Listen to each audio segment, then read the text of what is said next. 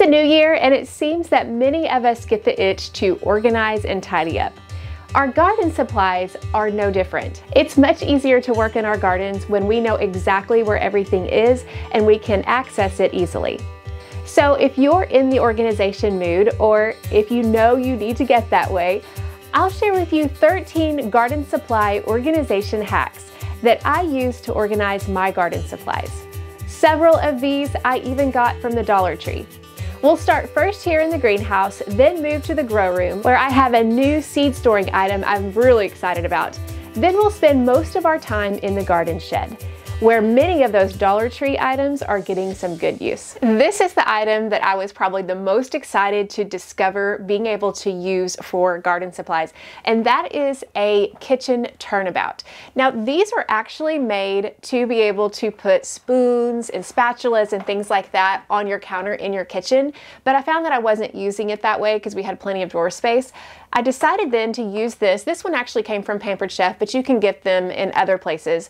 I decided to use this for some of these smaller tools like my dibber or garden shears or trowels. I've got my cobra head weeder, my soil thermometer, and my little brush. I use this all the time to keep the greenhouse tidy. It's the little things. My hori-hori knife, and all sorts of other supplies. They are handy and I know exactly where they go. So if I pick up, like just the other day, I was planting some onions, pick up my dibber, use it, and then put it back. I love the Turnabout for being able to store some of these smaller garden tools. The next item I use a lot in my greenhouse is this rolling cart. I really enjoy how I can just bring it out and use it whenever I need it. A lot of times I'm storing extra seed pots, plant pots, and things like that. And then up here I have some items that I use more often, such as my garden labels. And that's another thing that I enjoy using here. These bins actually came from the Dollar Tree. They were only $1 or $1.50, but it makes it easy for me. Right now I'm storing my arugula and some mixed greens here just because I'm planting a lot of those in the greenhouse right now. I've got my garden tags, and it just makes it easy to be able to organize the things that I use the most. I also bought these little plastic bins here from the Dollar Tree, and I've been using them to store some of my garden clamps. That way I always know where these little clamps are going to be. So this right here, this bin I actually got at TJ Maxx, but I'm sure you can really get it anywhere you want. But I like being able to pull it out, roll it where I need it to go, and then whenever I'm done, I can just roll it back. This would be a good option for you, especially if you have a small space or you're using a room for multi-purposes. Maybe you're using a room for seed starting, but you're also using it as a desk or as a study. Then you can move in and out your supplies as needed. Most of the organization in the grow room has to do with organizing the seeds. That way they are handy and readily available to use when we need them, whether we're starting indoors or planting outside. And this is a new method of organizing my seeds that I'm really excited about. I've used a different method for years, which I'll show you next. But this one I wanted to show you because it is an over-the-door shoe organizer. I love that I found this beautiful color off Amazon. They actually have lots of different colors to choose from depending on your style. But one thing I like about these two is that the pockets are extra deep because they are obviously meant for shoes. So there's plenty of room for lots of seed packets. That's one thing that I've run into over the years is collecting so many different seeds, and even some of the seeds like beans that their seed packets are a lot thicker. Sometimes they're harder to fit into another method, which I'll show you in a minute. But I really like this. I'm organizing these by kind. So I've got lettuce here, greens, spinach, broccoli, cabbage, you can just see. And this one has 24 pockets, so that's plenty of room to be able to organize my seeds. I'll be excited just to be able to say, okay, today I am planting carrots, so let's grab all the carrots and go out into the garden. We'll see how it works. It's my first year, but I'll link this one in the description if you're interested in that. In the past, I've used another method of organizing my seeds that is actually very popular. You'll probably see a lot of gardeners do this either on YouTube or Instagram, and that is using the photo box organizer. This is what I've been using for many, many years. I got this from Hobby Lobby, but you can also buy it from Amazon. And the benefit, there's actually lots of benefits to this, but one thing I really liked about it is that it's got handles on it. So I can, actually, yeah, I can take this out in the garden if I want to take all of my seeds out in the garden. I have to say I probably didn't end up doing that all that much because I'm not planting all of my seeds all at once, but it is kind of convenient to be able to carry if you need to.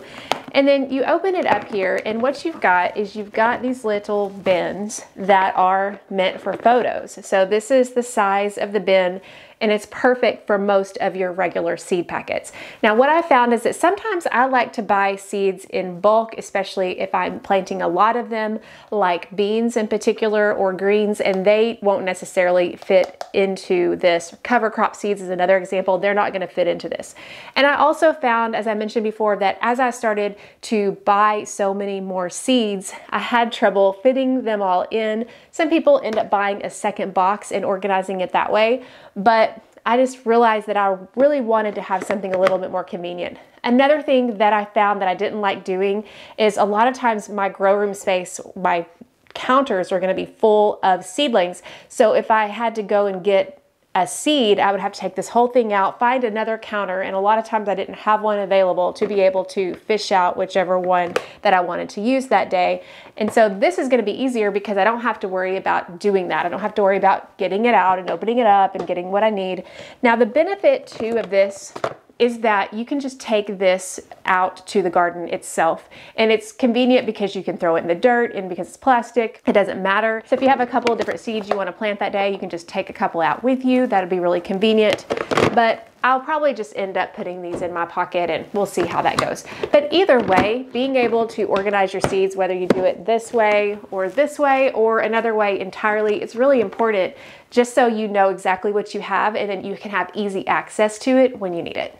Now let's head out to the shed. Let's go into the shed where the rest of the garden organization hacks are located. Probably the most challenging thing for me to store in my shed over the years has been all the covers I have. The insect netting, the shade cloth, the floating row cover, and I usually just threw them in here and it became a huge mess. I had to find a way to store them, especially as covers have become so important in my garden. So I started doing some research, and I found out that Ziploc actually makes these big bags that had really good reviews on Amazon that I could put my covers in. So this one in particular has all of the shade cloth, and I don't know, there's probably 3 or 4 shade cloth in here, and there's room for more. And then if I wanted to, I could label that, which I do for my floating row covers and my insect netting because I have different sizes. But this I thought was fantastic, and that way I can just store it out of the way and then keep them clean and hopefully keep them from getting torn or damaged in some way. This was one of those hacks that I found out this year that I'm going to be so grateful that I did, especially when the next season comes up. Next I have plastic drawers, and these are simple. There's nothing fancy about them. I got them for Christmas one year, so I'm not sure where they came from, but the point is that they are stackable. I have in this drawer, I have extra garden gloves because you're always needing garden gloves, it seems. In this drawer, I have any of my extra clippers or any garden tools that I might need. And then in this drawer, I ended up putting like all of my clamps. That's another thing that ended up, I wasn't able to find the clamps because I didn't have a dedicated place for them.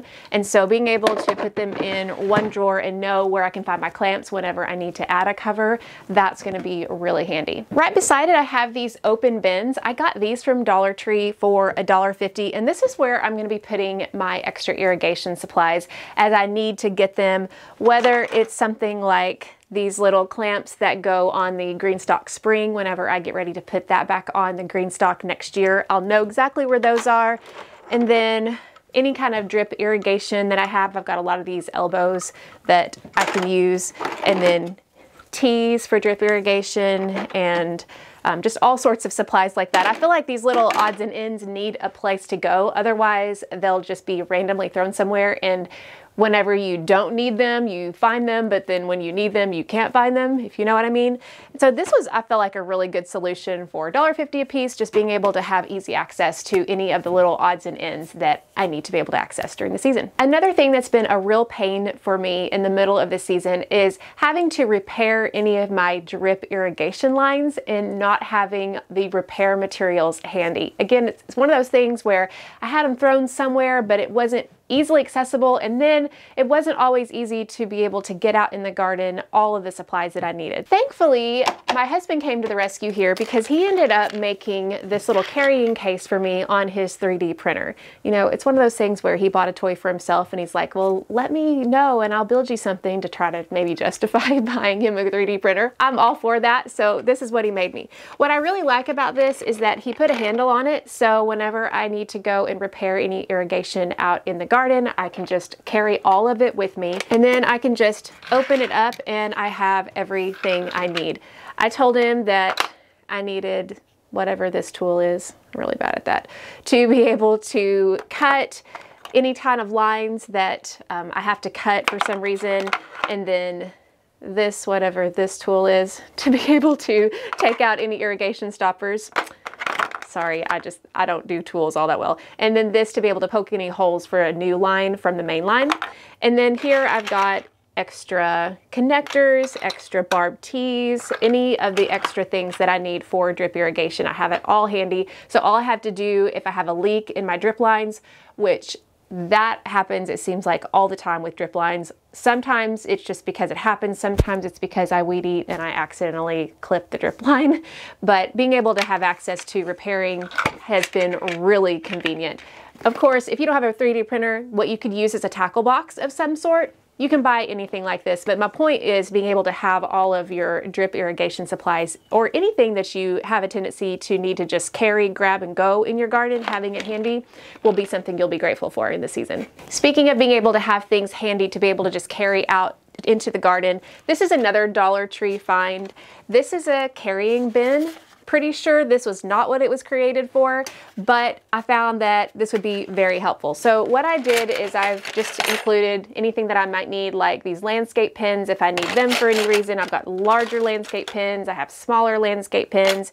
I've also got some little stakes for the drip lines that I use. So anything that I just need to grab and go and have a handle for, I can use in this carrying bin. And then it also makes it organized, obviously, on the shelf when not in use. Another Dollar Tree find was these little buckets. Now I like them because these are my favorite colors together, and they were cheap, $1.50. And this is where I'm putting things that are similar in their function. In this case, this is where I'm putting all of my garden timers. So obviously we're in the winter, I have all my hoses disconnected, my timers are not out there. This is where I'm putting all my garden timers. So when I'm ready to put these timers on the irrigation lines in the garden, I'll have them all in one bucket.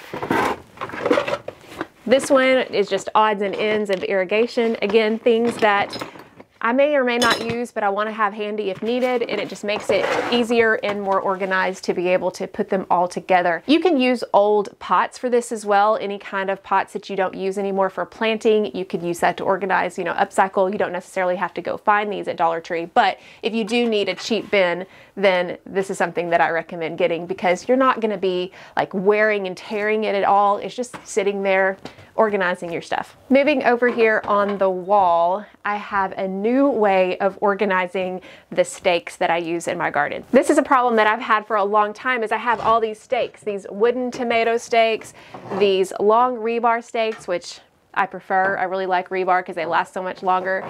And then I've got my hoops for my covers.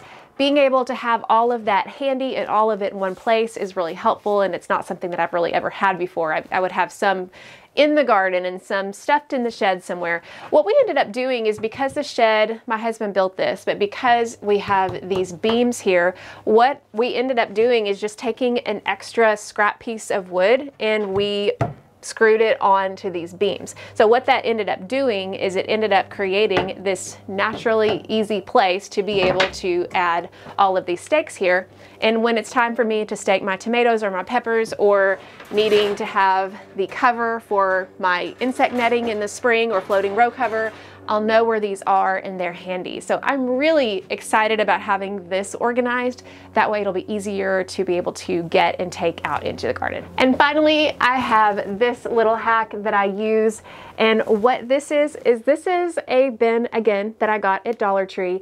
And what I do is, a lot of times I will buy fertilizer in bulk. Garden Tone is my favorite fertilizer, but when I buy it in bulk, it's in this huge bag, and that's not necessarily convenient to be able to use in the garden, lugging it back and forth. So I end up putting, this is actually chicken manure, it's not the Garden Tone, but anyway, I end up putting it in one of these bins, and I like it because it's really easy to be able to transport, and this one in particular has a handle, so all I have to do, I'm not going to open this because I realize it's chicken manure and it's going to smell bad, but I can just open this and then use it to pour and apply in my garden.